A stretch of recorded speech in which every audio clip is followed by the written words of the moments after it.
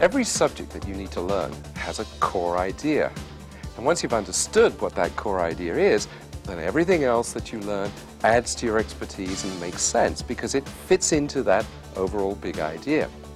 Well, the big idea, the core idea in accelerated learning is that everyone has a personal learning style, a way of learning that suits them best.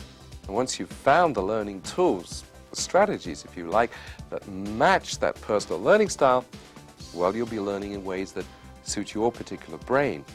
And because it's therefore more natural, it's more comfortable, and it's easier. And because it's easier, it's quicker. Hence the name accelerated learning. Well, this video will give you dozens of ideas to learn better and faster. Try them, pick the ones that suit you best, and you'll have a set of learning tools that's custom-made for your brain. But why would you want to become a faster learner? I think there are 5 reasons. First, knowledge is doubling every 2 or 3 years. There's more to read, there's more to know. What you know today, unfortunately, won't buy you success tomorrow. Secondly, the average person now leaving college can expect 5 careers in a lifetime. That's not jobs, that's careers. Thirdly, nobody today can guarantee their employment. But what you can do is you can guarantee your employability, which comes from constantly expanding your skills and simply learning faster than your competitors. Fourthly, we're in the era of mind power, not manpower. To earn more, you have to learn more. And fifthly, technology is the driving force today, and of course it's changing faster and faster. It's all summed up in one word: change. The constant upgrading of your skills, lifelong learning, is the minimum threshold to stay competitive today. And in such a fast-changing world, learning how to learn surely has to be the core skill, because what you learn can, in fact, will become out of date. How to learn, well, that's a skill for life. And that's incidentally why I really hope that you'll share the techniques on this video with your children. Let me spend a few moments talking about your brain, because that's, of course, what you learn with. 90% of what we now know about the human brain has been discovered in the last 20 years, and accelerated learning is based upon those important new discoveries. Accelerated learning, as you'll see, consciously starts with the big picture because that suits the faster, global, learning right side of the brain. But then it presents information logically to suit the more linear left side of the brain. Here's one of the most fascinating of the new discoveries. There's a middle part of the brain which is a key to your learning. This middle brain controls your emotions, your immune system, a lot of the long-term memory, and it acts rather like a filter. Now, information coming into your brain from your senses passes through this middle brain, but if you're under stress, well, that information may not get released properly to the top thinking brain. The final information you need on your brain is that the idea of a single fixed form of intelligence, which you can measure as an IQ, has, I'm pleased to say, been discredited. In its place, Dr. Howard Gardner, who's professor of education at Harvard University, has shown that we have at least seven different forms of intelligence, and maybe an 8th. Each of those intelligences represents a resource for learning.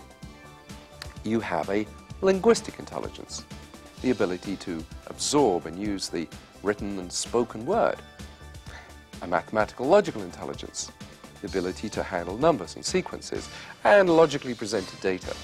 There's a visual spatial intelligence. You use this in navigation, in drawing, sculpture, diagrams. There's a physical intelligence, the ability to use your body well.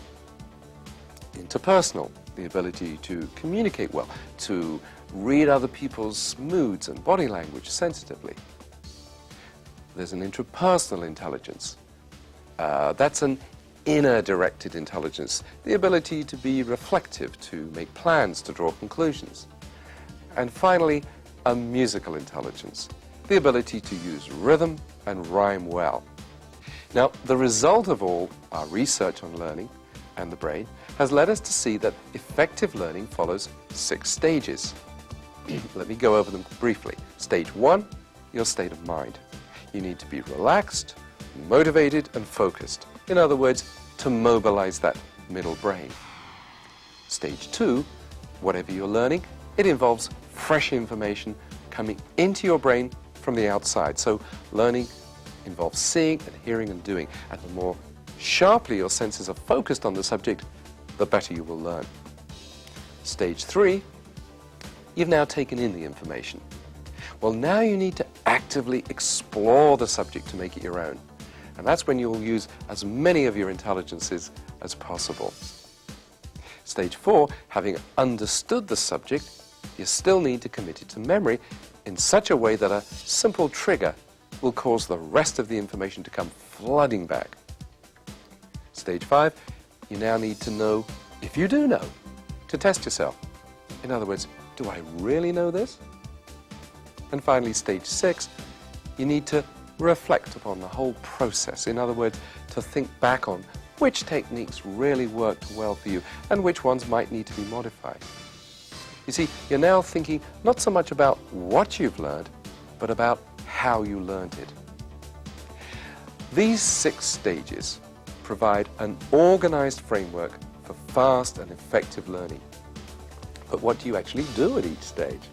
Well, that's what my colleagues Malcolm Nicol and Jane Nicol are going to show you now with the aid of a studio audience of potential accelerated learners.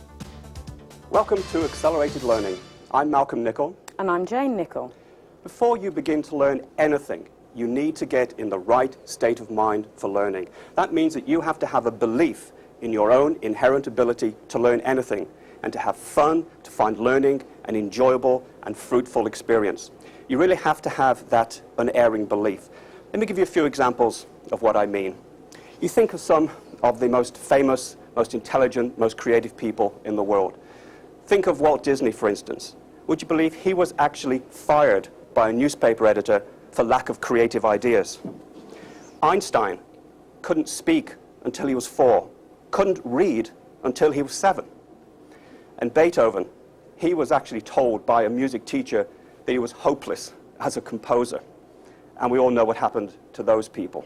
What I'd like you to do now is think back to a time when you succeeded at something. It may be back in your childhood, it could have been in sport, it could have been in learning at school, something, a time when you felt so proud and people congratulated you, you were a success.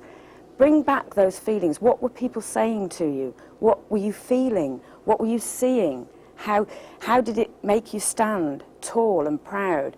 Those are the feelings of success that you need to start learning with. You can learn, you can be successful because you've been successful before. This will really help to get you in the right frame of mind. And it helps you to feel better because the mind actually affects the body. So as you think these positive thoughts about your successful time, you'll actually find that you're standing or sitting a little bit straighter and that you're feeling much more ready for what we're going to do. Now, from the beliefs that you have, you actually can start by breathing very, very carefully. Your brain is only 4% of your body weight, but it actually requires 20% of the oxygen. So when you start learning, it's very important that you clear your mind and take some deep breaths to clear away all the stress and strain of the day. And again, if we'd like to sort of just join in here now, just 5 or 10 cycles of breathing in and feeling the oxygen getting into your lungs so that it can get to the brain to help you get ready to learn. And you go, breathe in gently, hold it for a couple of seconds, and then out nice and gently. And again, in and you keep going, and as you're breathing out, you will feel the stress and the strain going. You will get your brain ready, nice and clear, and we should always employ this tactic before you start learning. It makes a break from what's been going on in the day, from all those things that buzz around in our heads. We're going to start learning now, so relaxed. This creates a very relaxed, focused frame of mind, which is the type of frame of mind you need to get on with learning and to do it in a very positive way. Why are you learning anything? You have to know that before you start. You have to decide what we like to call WII-FM. You tune into radio station WII-FM. What's in it for me? What's the ultimate reward? What's the ultimate payback from the learning experience? Let me give you a few examples. Let's say, for instance, you were trying to learn a foreign language. Why do you want to learn French? Is it because you want to go on vacation to Paris and be able to go into a beautiful sidewalk cafe and order dinner and make sure that the steak comes back cooked the way you really want it? Or maybe it's a business expansion and you have a client that you can do business with in Mexico City. He doesn't speak English. Imagine how much to your advantage it will be if you can speak Spanish. So you need to have a clear vision of achieving that goal and what you're going to get out of it. Imagine yourself there in that sidewalk cafe, having ordered an exquisite dinner, having conversed fluently with the waiter. Picture yourself there. Imagine how good you will feel, how exalted you will feel. Just feel that elation. And the same if it happens to be a business negotiation. You're actually down there, sitting around the negotiating table in the boardroom. You've clinched the deal, you've shaken hands, you've impressed your client with your knowledge of his language. What a great courtesy, what a great business advantage. Now, on the way to getting there, you need to set yourself some goals, and you need to do things one step at a time, because trying to learn a foreign language, for instance, seems like an immense task if you're sitting here today and you don't know a word of French or a word of Spanish. Try learning just 5 words a day. 5 words a day isn't very much, but over the course of an entire year, you could actually become very conversational in that particular language.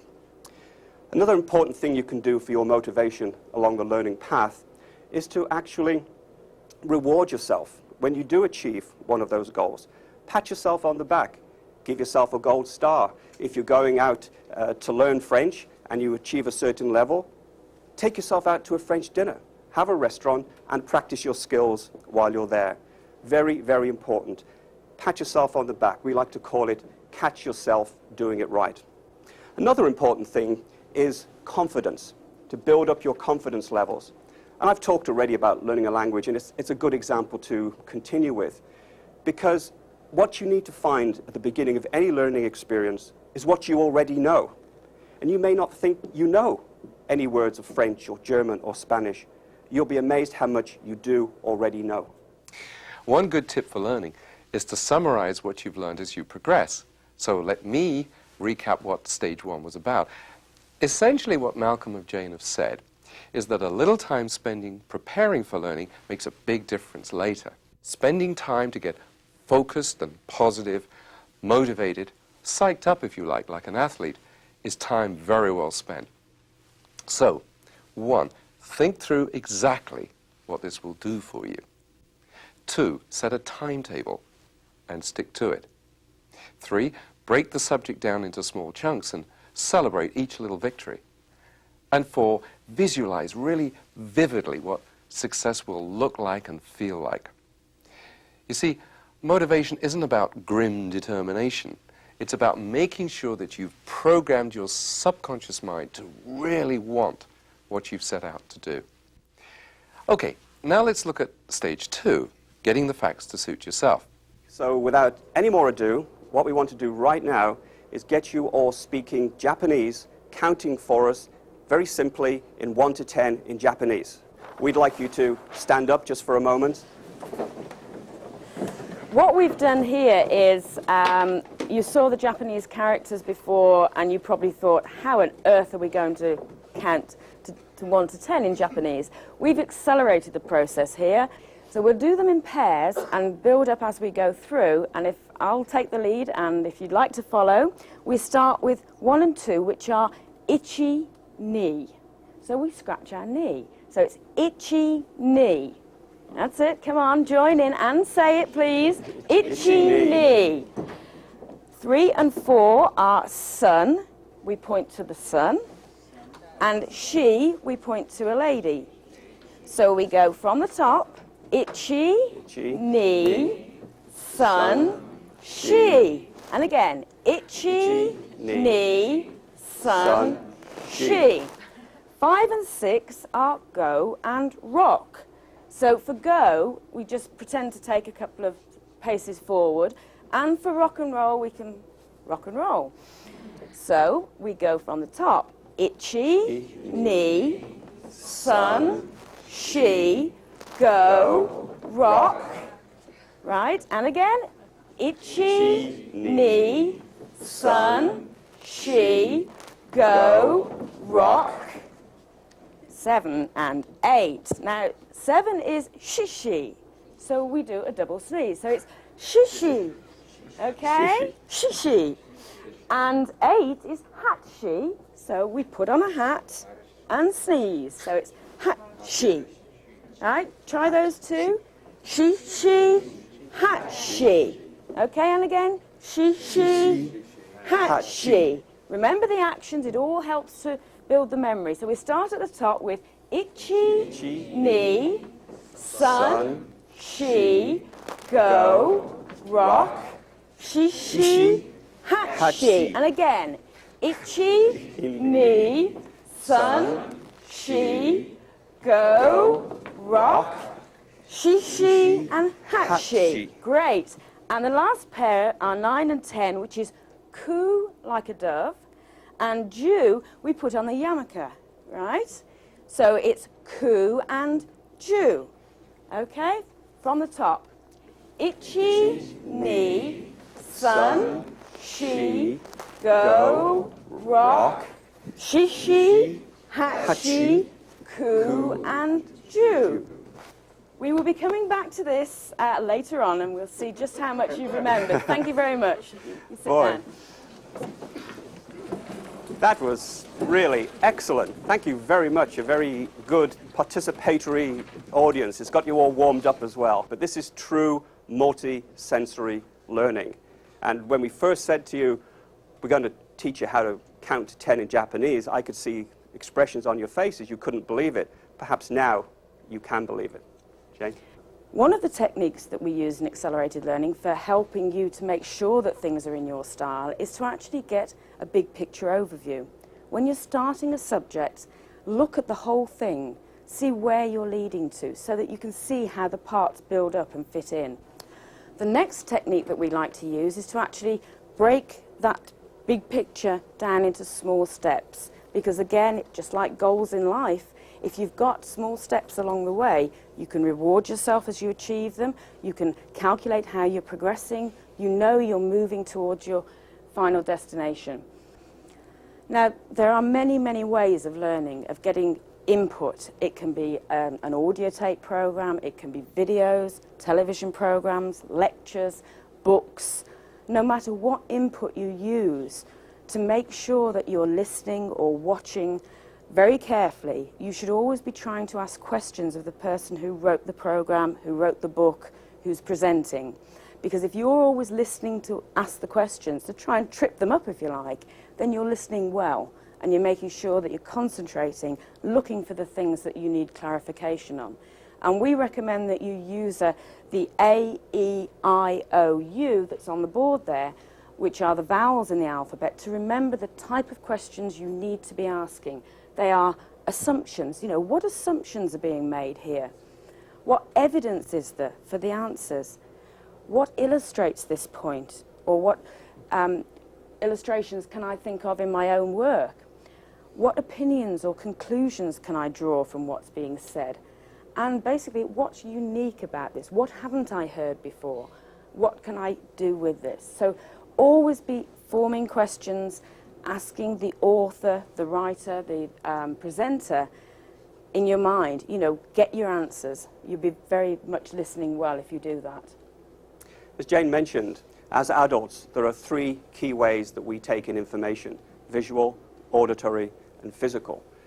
And I'd just like to ask you to consider for a moment how you best remember various events that happen. Let's say, for instance, that you're watching TV, or you're at the movies, or even reading a book. Do you, A, best remember what you see? Do you remember the scenes? Do you remember what people look like? Or B, do you remember the dialogue? Do you remember what people have to say? Do you remember people's names? Do you remember the jokes? Or C, do you remember what happened? Do you remember how the characters felt? Do you remember how you felt watching them or reading about them? You are all unique individuals, and you all have preferences. And this is what multisensory learning is all about, is to help you recognize the ones that you have and to embrace the others as well for true multi-chance, multisensory learning. Jane? We've seen a lot of techniques so far and mentioned a lot of techniques that actually refer to each of the senses. The visual people will certainly find techniques like highlighting. As you go through a textbook, don't be afraid to highlight, because we've all been brought up to respect books, but basically they need to work for you, and you should be involved in what you're learning. Go through, highlight the text as you find new information, underline it. Those sort of things will be very helpful for the visual people. You can also use mental imagery and visualization to put yourself in the situation where you're using your learning. That's a very visual technique. You can watch demonstrations. You maybe need to see somebody doing something before it really makes sense to you. And also the mapping technique that we'll be showing you in a little while, like the maps that we're using here, would very much be a visual technique where you can see what we're talking about.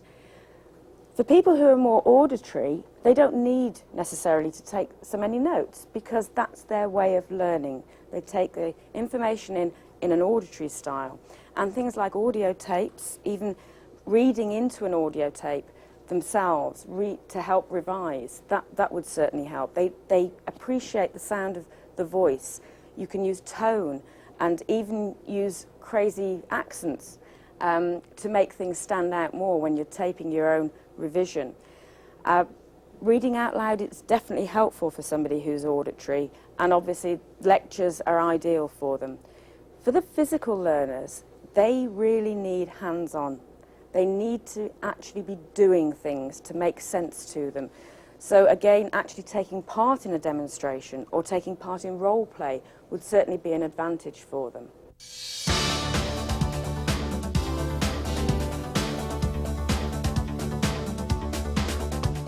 What we're going to do now is actually show you how to read through a textbook in a very powerful way, so that you can absorb information and comprehend information even while taking it in at a pretty fast rate. Jane?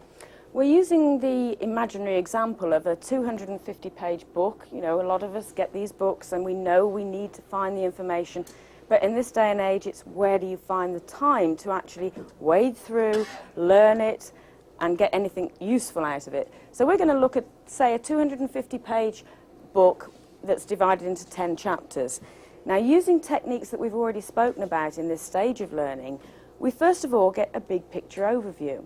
And to do that, we look at the chapter heads, we look at the title and the author, we look at the chapter heads, we look at the index, so that we've got a general idea of what the whole book is about. We spend about 5 or 10 minutes just doing that. We then preview the first chapter. We spend about 3 minutes really going through, reading any subheadings and looking to see what information is in there. And basically at this point, you stop after the first chapter and you say, have I found anything of use? Because my time's precious. You know, if I haven't found anything in an overview and a preview, then am I going to find anything in the other 9 chapters? So you actually make a conscious decision there of whether the book is useful to you, and it's going to add to your knowledge. You don't have time to waste on things that are only what you already know. So you spend about 3 minutes a chapter if you've decided that the rest of the book is going to be useful for you. You can then sketch out in note form what you already know about each of the chapters, about the subject. That, again, about 3 minutes a chapter, 30 minutes for the book. And then ask the questions that we mentioned before over on the other board, the A, E, I, O, and U, assumptions, evidence, what illustrates this, what opinions are being drawn, and what is unique about it. Those questions will show you what you need to know about the text. Again, 3 minutes a chapter, 30 minutes for a book. Now we come on to speed reading. And yes, it's quite easy for all of us to actually achieve a speed of 10 to 15 seconds a page. And I encourage you to look at speed reading, because basically the way we've all been taught to read is to vocalize in our heads as we read the words. Now that means we stop on each word and we focus. It means that the brain, which works at far faster than that, gets bored, so it back skips, it wastes time, it wanders. If you teach yourself how to speed read, and you can achieve quite easily at least 2,000 words a minute because your eyes work quite happily at that speed, scanning the pages, you will find the keywords that you need to know about are there and you will focus in on them. It actually stops the brain getting bored, so you're more effectively reading, and you can achieve this 15 to 20 seconds a page and really, get the information that you need without the wasting of time that the vocalization causes in the brain. 15 seconds a page, about 8 minutes for a chapter. That means you've spent about 80 minutes on the book. We then go on to step 6, which is the after view. Now, during your speed reading, there will have been sections that perhaps didn't quite gel as you went through. These are the more difficult ones, and we would recommend that you go back in this after view and actually read that paragraph out loud, because you're actually then hearing it as well as seeing it and saying it. We're adding more senses every time we do this. So difficult paragraphs, spend about 10 minutes a chapter doing this. We then make notes. You're actually turning what you've read, the information, you're converting it now into notes at 10 minutes a chapter, about 100 minutes. And then probably the most important thing when you're learning is a review cycle. What's the point of doing all this if you can't remember what you've actually read or learned? And for a review cycle, we would just recommend that you looked at these notes that you made here for 10 minutes the next day, for 10 minutes the next week, and for 10 minutes the next month. And that way you've revisited them and you've locked the information into your mind. So here, in just 410 minutes, less than 7 hours, you've read an entire 250-page textbook. But you haven't just read it, you've reviewed it, you've re-reviewed it, you've made notes, but also you've fully understood and fully comprehended it. That's the power of power reading. Now, in terms of taking notes, there's another very important technique that we call learning maps. And we've actually already introduced you to learning maps because that's exactly what this is here. It's a unique way of making information much more memorable. And we do have in the studio audience today somebody who has effectively used a learning map in his work relationships. I'd like to ask Jerry Colin to come up and share with us his experiences. Welcome, Jerry. Certainly. Hi. Pleasure. Would you please tell us, first of all, what your occupation is? What do you do? Yes, I'm a global account manager for Hewlett-Packard Components Group. Mm-hmm. And how have you embraced the whole idea of learning maps? Well, I've used learning maps for different things.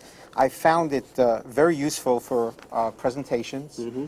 For instance, I have in front of me a presentation that I did a period of time ago, and it was a region review. So I centralized the talk about the region review, mm-hmm. and I had different portions that came off, that radiated off it, and I talked about each thing in turn.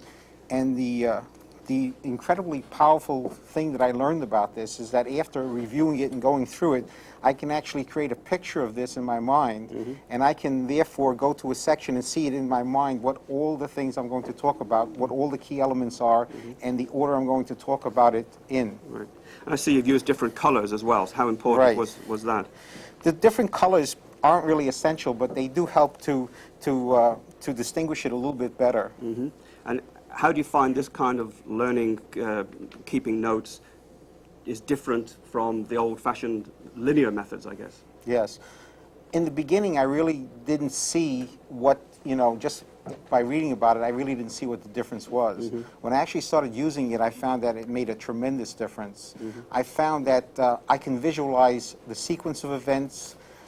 When I made notes, I could then put another note right in the exact spot. If you did it in a linear fashion, there's no room for adding it. Everything is in a sequence of what you went through, but not necessarily in an organized way. And this is a very important point, because for learning to become truly memorable, you actually have to implement it and put it into effect.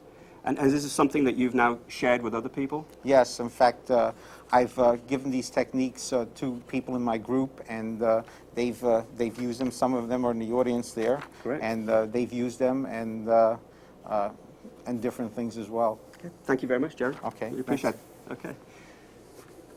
So there you see what learning maps are all about and how they can actually be applied into the workplace very, very effectively. It's a true way of learning, using all of our senses for learning. So how do we actually build a learning map? Basically, we find out what the core idea is, and we put that in the centre. So we build up from a core, and each subject will have a branch. And on a learning map, maybe the first branch is, what are we going to record? We're going to record ideas. So we just put a little branch for ideas. You don't record great long reams of words. You're actually recording ideas. And the ideas will be recorded in just maybe keywords. So that one word will trigger the memories and you'll remember everything else. Now, you might actually record in pictures if you're a good artist. If your brain thinks that way, you might well start drawing your whatever it is you're talking about. I've got a nice little house there. Or it could be you're drawing symbols where you've got big arrows going from one thing to another, where it loops and joins up information, things that aren't even possible on linear maps without really getting completely lost.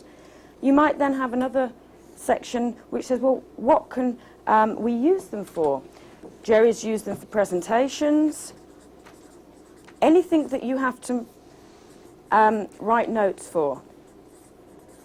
So it could be for meetings, to actually record ideas from meetings. Brainstorming is another wonderful way, because you can go back to add information later as it crops up, and yes, it's related to that, or it's related to something else. Colour is very important. The visual memory is very, very strong. And this is why learning maps work, because instead of having 6 pages of notes, you've actually got all your notes on one page, and you almost take a photograph of it with your brain. And if you're trying to learn from it, and you're redrawing a map, your brain will be looking for what's missing. So you might have, on the original one, had 3 legs, and you think, that part of the subject I've completely lost. That's where I need to do some more work, because your brain is in tune with this sort of learning. A brain cell is very much like this. You've got a centre and you've got all the connections coming out from it. So we make it as memorable as possible, and we use a lot of colour. Colour can be used to relate different parts of the information, so that you can track that the same ideas are in the same colour. It can be used, as I said, to actually relate things. So, you have these, the colour is important, and we want to colour the keywords maybe. So we add the colour into the keywords. You also maybe use different sorts of lettering. I mean, on a rough map, you just go through quickly, but then part of the technique is to actually redraw your notes later so that you organise them more. And that's all part of the memory and learning process. But, you might have something, if you write in the word stress, you might go, and really make it look like what it's supposed to be. So that's, stress. Or, we had one on the earlier one which was relax, and it was a very laid-back lettering. They're just visual ways of making your notes come alive, and they can be so useful because you can picture what you've learned. And the old saying is, picture's worth 1,000 words. This is definitely a way that we would encourage you to try, because like Jerry said, once you've tried, you really do realise how useful they can be, and you end up using them in preference to any other method of taking notes. So we each have a preferred individual learning style. We really have a combination of intelligences. What accelerated learning does is it helps you identify what you're good at, and it also identifies the things that maybe you want to work on, so you can embrace all of the different intelligences. Learning must never be passive. You have to be doing something as you learn. And this chart, I think, really tells a story.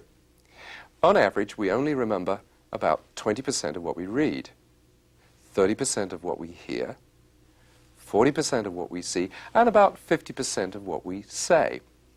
But the single most effective way to learn is to physically do something, to be actively involved. But that still only results in about 60% recall. However, if we can see it, if we can hear it, if we can say it, and if we can do it all together, then we can increase that recall to 90%. Multi-sensory learning really pays dividends. I remember I once asked a group from an insurance company to write down the individual processes involved in dealing with a claim. Each person held up one of the processes in front of him, and then they all positioned themselves in the correct sequence at the front of the room. It was a very powerful learning experience that they never forgot. And speaking of powerful learning experiences, what are you doing right now as an active learner? Are you making a learning map? Will you stop the video and think through what would work best for you? That's what we mean by active participation. Knowing about a subject and really understanding it are two different things. Well, if you've done a good job at stage 2, you'll certainly know about your subject. But will you really understand it? Converting data into understanding is the job of stage 3. We're going to look now at the traits, if you like, of the 7 intelligences. And we all have a different profile of them. We all have all 7, but we just use them in a way that is unique to us. So when I pose some questions, by all means, you will be able to answer yes to more than one, because we don't just rely on one intelligence. And the first one we're looking at is the linguistic intelligence. Now, are there people here who enjoy verbal arguments or crosswords, things like that? Those are the linguistic talents, and they would certainly be using things like asking questions or rephrasing what they're learning in their own words. That would be a way of actually employing this linguistic talent. Now, for people who like figures and accounting and science, and maybe calculating the betting odds, that is a display of the mathematical intelligence, mathematical and logical. And the sort of techniques that we can use to help us use that would be to rate and categorize what we're learning, to put them into numbered lists so that we can use this affinity we have with our mathematical, logical intelligence. A lot of people enjoy actually things like dressmaking or building models. That is using their visual spatial intelligence. And again, as far as a learning tool, we can use this by using visualization, and actually the mind mapping that we looked at in the last stage would be very, very useful to bring out this visual spatial intelligence. And then there's a group of people who definitely need to get hands-on, the people who are good at sports, for whom physical activities are the way that they transfer their learning into being. And they're the sort of people who would definitely need to be involved in actually learning, in experiments, in demonstrations, really working through and getting their hands into what they're actually learning about. Are there any people here today who are good at music? You play the piano, play the guitar. And many other of you are also good at music. You have a good sense of rhythm. You can recognize a tune. You're musically talented as well. And what you should do is you should have pleasant music playing in the background when you're learning. Or you should turn things that you've learned into jingles or rhymes to help you remember them more effectively. Are there people here today who are good at note-taking? And you like to keep notes of everything that you do. And you also like to sit down and think and reflect and analyze what you're doing. You would have an intrapersonal intelligence. So you should make sure that in any learning situation, you allow for quiet time so that you can afterwards sit down, work out what went well, what could have gone better, and so how you can apply it in the future. Are there people here who like working in teams? You like working with other people? Maybe you like helping other people or teaching other people. You would have an interpersonal intelligence. So you should make sure that the learning experiences for you is something that you do with other people. So you can share and compare notes with other people, and you will be much more effective in the learning process. So as we've mentioned before, the whole idea of having a fixed IQ, an intelligent quotient, has gone, it's been thrown away, because there really are now at least 7, maybe even 8 different kinds of intelligence, and we all have a combination of each of those intelligences. So in the old days, what we like to call old-fashioned learning really was principled on the two intelligences, linguistic and logical mathematical. It really just gave you a one-hit, a single chance of learning. But today, we're talking about a multiple chance of learning by exposing to you the benefits of learning using all of these different intelligences. There's a lot of talk these days that every company must become a learning organization. Now, a learning organization is characterized by groups of people deciding for themselves what they need to learn in order for the company to succeed and for them to develop their personal skills. Let me give you a simple but dynamic idea that I've introduced into many of the companies that I work with. Small groups of people, say 5, form what I call learning action circles. Now, each month they decide what they'll learn. Then they each take a book or a tape course on the subject. At the end of the month, they each teach what they've learned to the others and how the ideas can be adapted to the company's own particular circumstances. The result? Then the very act of teaching it to the others really does ensure that you understand the subject well, and secondly, you get to master 5 times as much material in the same time. Now, that really is accelerated learning. I'm sure you could use the same idea in your own organization. Let's briefly look at how a language learner used an accelerated learning course, language course, through a whole range of his intelligences. I use post-it notes. The good thing about them is that you can stick them on and off different objects. I tend to stick them on objects that I don't know the words for. I had one on the drawer for le tiroir, and I could never remember the word for central heating, so I actually stuck one on the radiator with le chauffage central on it. And again, it was a very simple way of remembering keywords, key phrases. The physical, it seemed somehow as if the physical act of sticking it on and then looking at it and reading it aloud all together made me learn it very, very quickly indeed. What I did was I got myself 4 big white blank pieces of paper and some colouring pens, and each time I came across one of these words in the course, I drew a picture of it, because that's a good way to remember it, and I wrote the French word underneath. And as time progressed, I filled the posters more and more, until now all 4 of them are complete. It was interesting, when I first started off this course, that in the instructions, it advises you to write in the book, to use lots of different colours, to highlight verbs, and to interact with the book as far as you can. And I must admit, initially, I was a bit concerned about that, because I guess traditionally you tend to think of a book as something that you passively read and you don't write in. But I mean, I'm just amazed at the impact that actually physically writing in the book, highlighting it, making the notes in the book. I don't need lots of other written notes. This is my notes. And it almost makes the book like another person. It makes the book talk back to you. Fumeur ou non fumeur? Non fumeur. Bon. I'll just launch into an imaginary conversation with myself. One step beyond doing it with the book, I'll just imagine I'm in a situation and I'll act out the part of 2 people. Incidentally, which of the exploration takes are you using right now?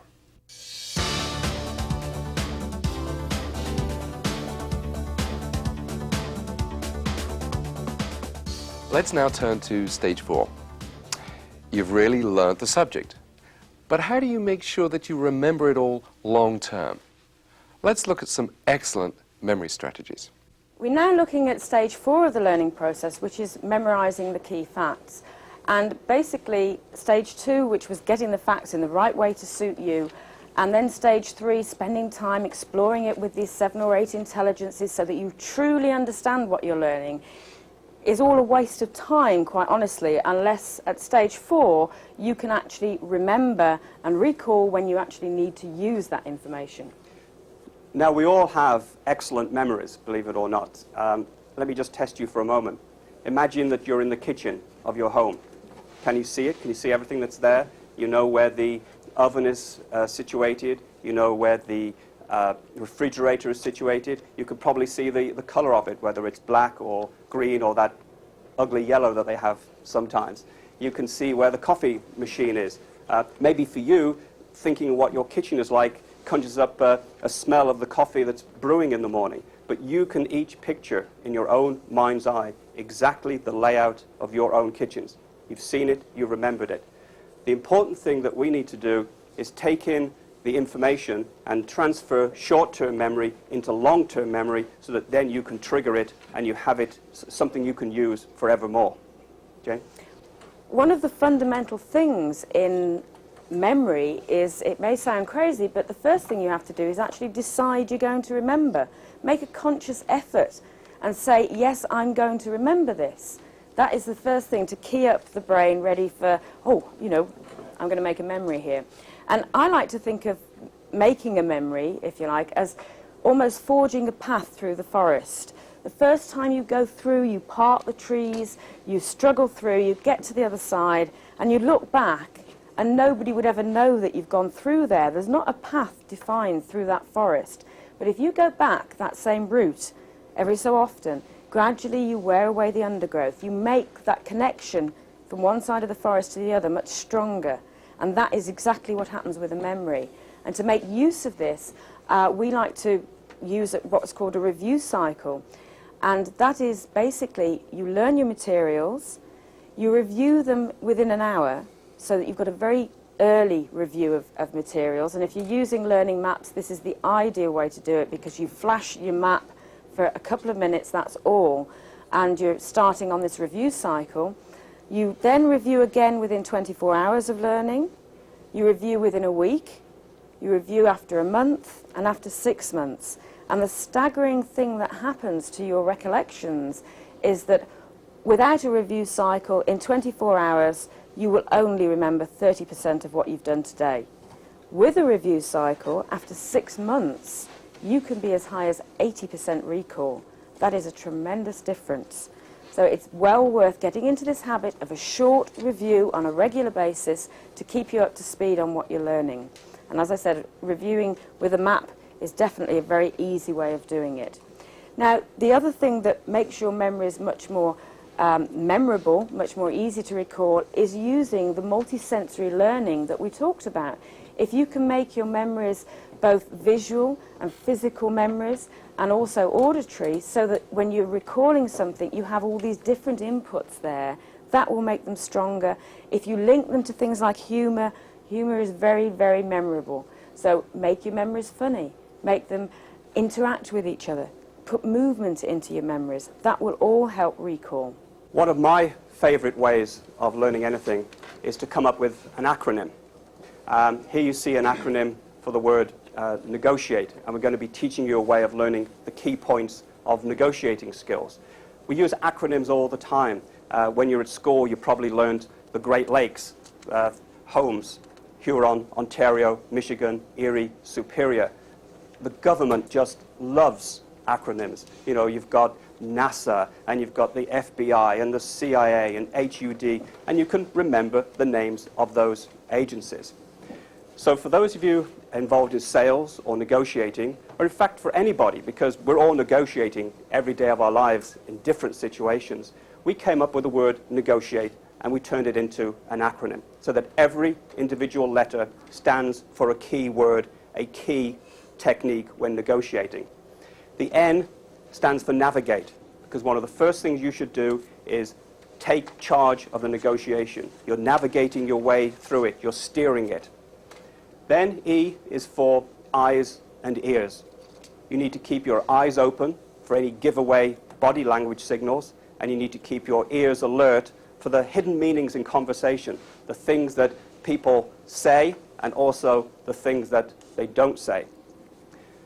The G in negotiate is for grimace, and this is one of the most basic tactics of all, which is that whenever anybody makes you an offer, the first thing you do is flinch. You pull a face. You don't like it. You grimace. The O is outrageous. Similar to the one before, anytime anybody makes you an offer, it's outrageous. You couldn't possibly accept that. But you yourself know that you, in turn, will also be making outrageous demands. The T is for trade-off.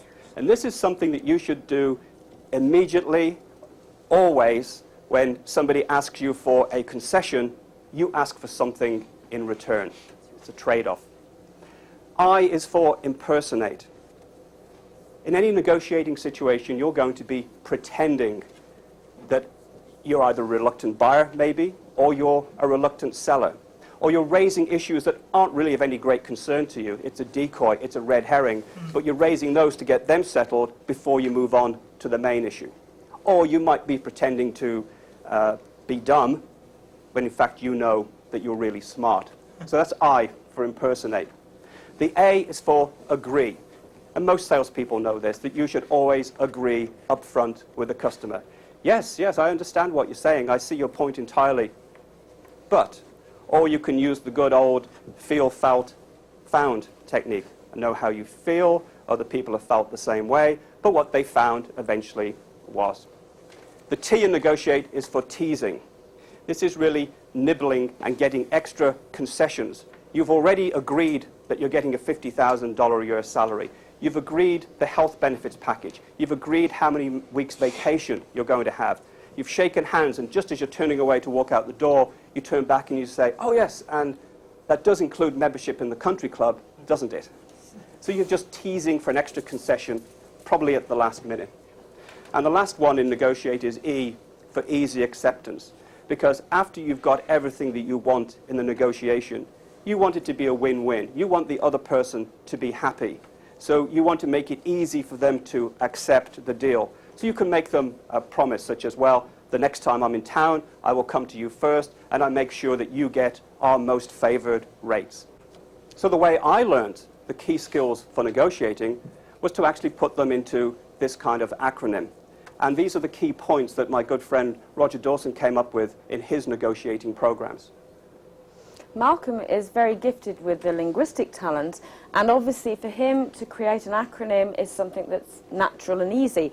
For people who maybe aren't quite so good with words, what they would probably do is use their mathematical talent and just literally number the points as they came across them, and then they would be able to say, there are 9 key areas that I have to remember. And obviously, as you work through them, if you can only get to 8, you know you're missing one. The same sort of principle, but using more of a mathematical approach than the linguistic one. Another way of actually committing what you're learning to memory and helping you revise things is to create flashcards. And again, we've used the negotiate acronym. And basically, if you're stuck in a traffic jam and you've got them with you, you can pick them up. And what does the N stand for? And on the back, we've got the key points. Steer the negotiation in the right direction, lay down the initial criteria. And you can go through them so that you can gradually learn and test yourself on the different stages. So there's another technique that's very, very useful. Basically, to round up this section on memory, one of the key things is to understand that when we're asleep and our eyes are offline, the brain carries on working and sifts through the information that we've been taking in all day long. So actually sleeping on it is a very important memory technique. And we've all experienced, you go to bed and you're trying to remember something and you really can't amongst everything else that's gone on. And next morning you wake up and you think, there it is, it just popped out. The brain has been working while you're asleep, filing all the bits of information in the right categories. And, with some of these memory techniques that we've introduced here and reminded you of, you certainly will find that overnight your memories will get put in the right places so that you can recall them when you need them. Now let me add one excellent memory technique to the ones you've already seen, and it rejoices in the title of memory flashing.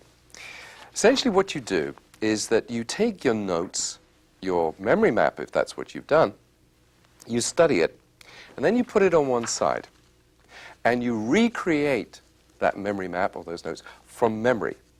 Now, of course, when you then compare the original with the new set of notes, there's probably going to initially to be a difference.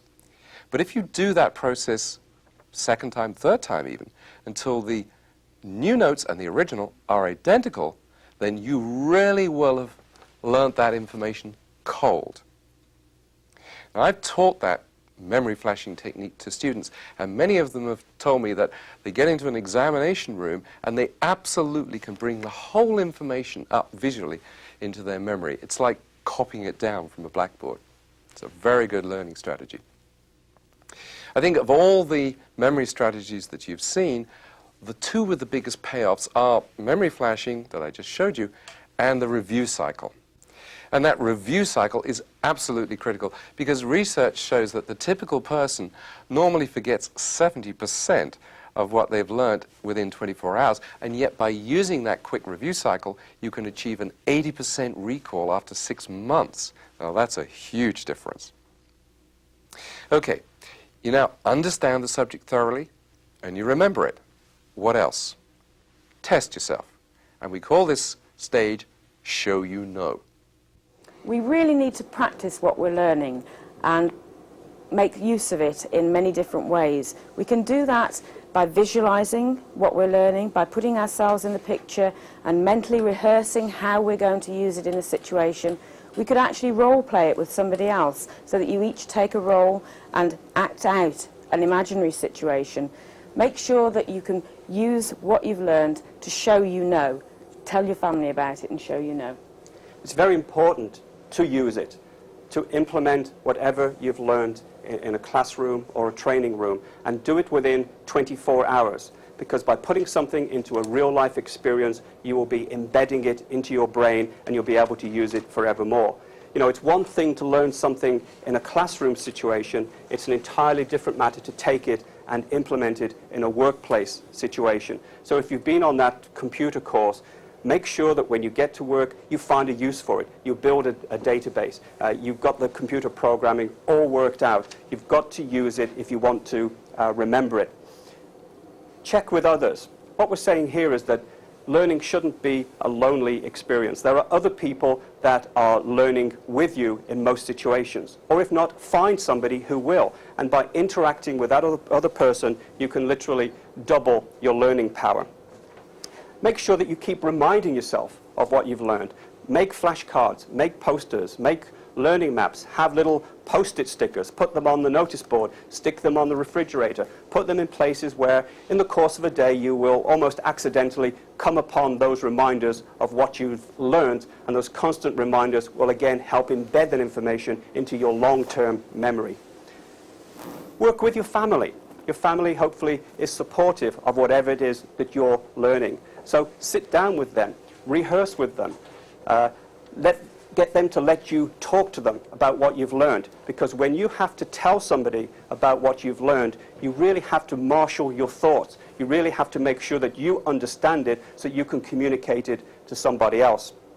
Find yourself a mentor. Find yourself somebody who's more experienced than you are, who will be your guardian angel, if you like, somebody that you can go to who will give you support and encouragement and will have that extra piece of knowledge that you don't yet have. And finally, make a learning log. Keep a daily record of everything that you've learned, whether it's a new foreign word, whether it's a new English word, whether it's a computer code, whatever it might be. Just keep drawing up a list of everything that you've learned. Imagine how motivating it is when you've got your learning log of all your newfound, your newly acquired wisdom. Very motivating. We also have a technique that we call learning action circles. And really what we do is we like people who are learning to link up with other people, a group of study buddies we call them. Because when you join with other people and you share the learning, you learn from each other, you help the other person learn, you also introduce them to maybe a different way of learning because your techniques might not be their techniques. So everybody builds a common understanding then of different learning styles, and you can benefit from other people's learning styles. Stage 6, and an important part of the learning process, is reviewing what you've learned, taking time out to sit back and reflect on what you've learned so that you can have that information to use forever. This really is a self-analysis section.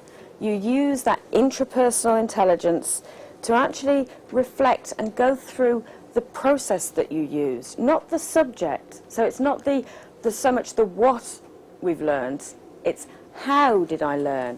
What techniques work for me? What tools can I use again? Or what tools really didn't work? Let's, find some others. So you review and you find out what you can use that's going to benefit you. And there are two important questions that we ask at this stage. And the first is, what went well? And the second is, what could have gone better? So to help us with this whole review process, what we've done is to put together what we call a personal progress plan. And this is something where you can sit down and ask yourself these key questions and make notes at your leisure. The most important things I learned are, you should prioritize the important things from any learning session. Secondly, as a result, I will do this or use these following ideas. So you haven't just learned something, you know how it's going to impact upon you in the real life situation.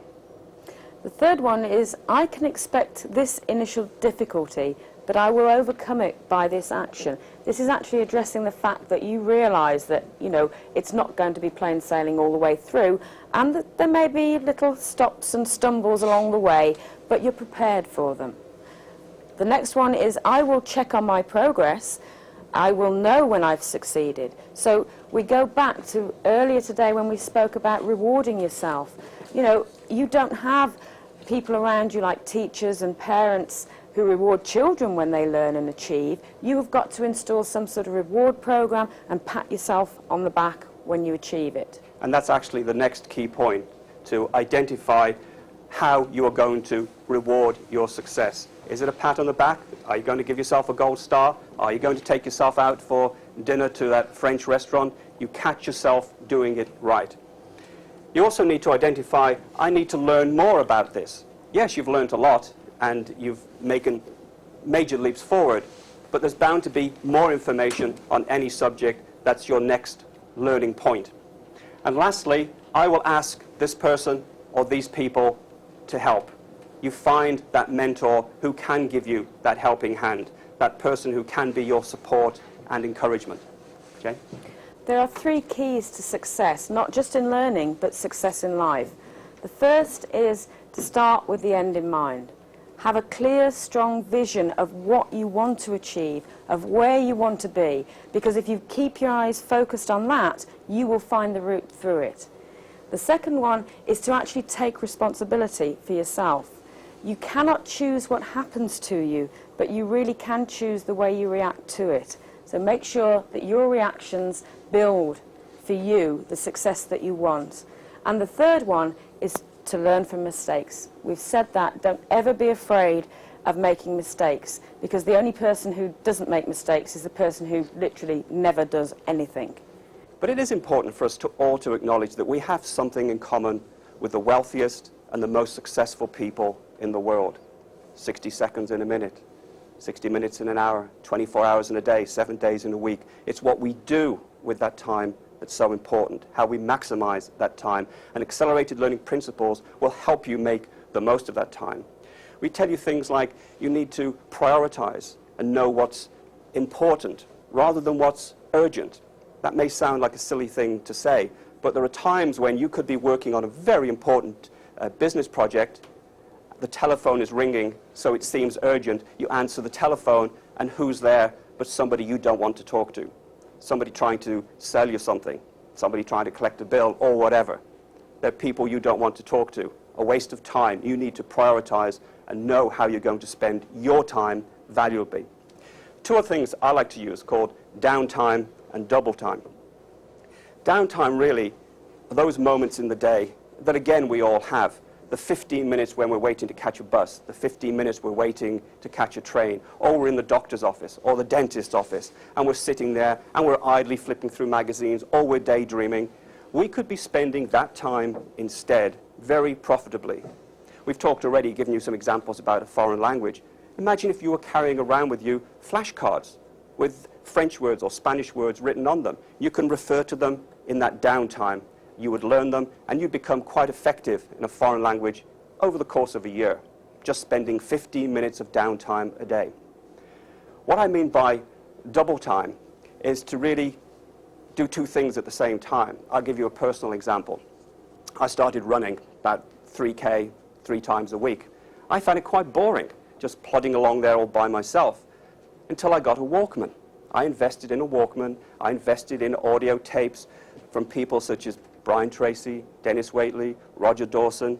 And so while I'm out there running, I'm not just being entertained, I'm gathering information. I'm improving my mind at the same time as I'm improving my body. Very important for us to make the most use of our time. And continuing on that theme, we'd really like to encourage you to push your personal comfort zone. Really try something new. You'll have discovered today your personal learning preferences, and you may be the kind of person who likes to sit down and quietly think through a problem and not be bothered by other people. But you might be amazed at the benefits you will accrue from sitting down with a group and trying to have an interpersonal learning experience. Some people don't like the thought of goal setting or visualizing success. I would encourage those people, the ones that are most reluctant to try something, to give it a try and to push your personal comfort level. We are living in a world of incredible accelerated change. The amount of information that we're asked to absorb on a daily basis is absolutely phenomenal, even compared to just a few years ago. And that's where accelerated learning is so important. Accelerated learning can help you learn anything easier, faster, better, more efficiently than ever before, if you will put it to use. We've given you some techniques today, we've given you some tactics, we've really shared some of the initial concepts of accelerated learning. But it's not going to do anybody any good at all unless you're willing to put it into practice. And we would encourage you to go away today and do that. Thank you very much indeed. Thank you. Okay, you've been through a really comprehensive learning experience now. You got into a relaxed, motivated, focused state of mind. You've actually turned the information into visual or auditory or a physical form, or indeed, ideally, a combination of all three forms. You've explored the subject thoroughly through a combination of your intelligences. You've memorized some keywords to trigger your recall at any time in the future, and you've tested yourself. What more could you possibly do? Well, just one more thing. Take just a moment to think through not what you learned, but how you learned it. This brief last stage of review enables you to become a better and better learner and in total control of the process of your own learning and indeed development. If I had to pick out some of the absolutely key steps, I think I'd probably say, one, focus really hard on what learning this subject is going to do for you. Power read the material to get the core idea quickly. Then create a memory map of what you know so far. And then keep adding to that memory map as you progress. Stop and summarize the key points in your own words. Then teach what you've learned to somebody else. Memory flash the learning maps until you know it absolutely cold. And finally, use a review cycle so that you really lock it all down in your memory. However, these are just my ideas because they suit my learning style.